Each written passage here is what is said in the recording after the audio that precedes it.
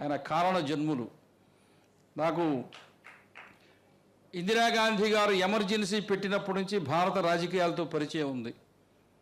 నేను జగల వెంగళరావు గారిని చూశాను, కాసు బ్రహ్మానంద రెడ్డి గారిని చూశాను ముఖ్యమంత్రిగా, పివి నరసింహారావు గారిని చూశాను, చెన్నారెడ్డి గారిని చూశాను, వాళ్ళందరి యొక్క శైలిని చూశాను.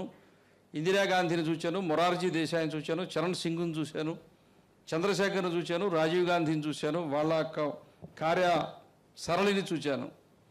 ఎవరైనా ఒక రాజకీయ నాయకుడు ఏదైనా మాట్లాడుతూ ఉంటే, కదులుతూ ఉంటే, పనిచేస్తూ ఉంటే వాళ్ళకు సంబంధించిన తీరు ఇలా ఉంటుందని ఆ నడకను పట్టుకోవచ్చు, వాళ్ళ జాడను పట్టుకోవచ్చు, వాళ్ళ ఆలోచనను పట్టుకోవచ్చు.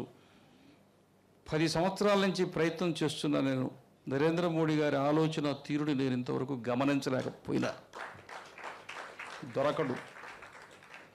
దొరకడు ప్రతి క్షణం అది అప్పటికప్పుడే అక్కడికక్కడే రకరకాలైన ఆలోచనలు, ఎత్తులు, ప్రయోగాలు, పథకాలు, దేశము విదేశము అంతర్జాతీయం.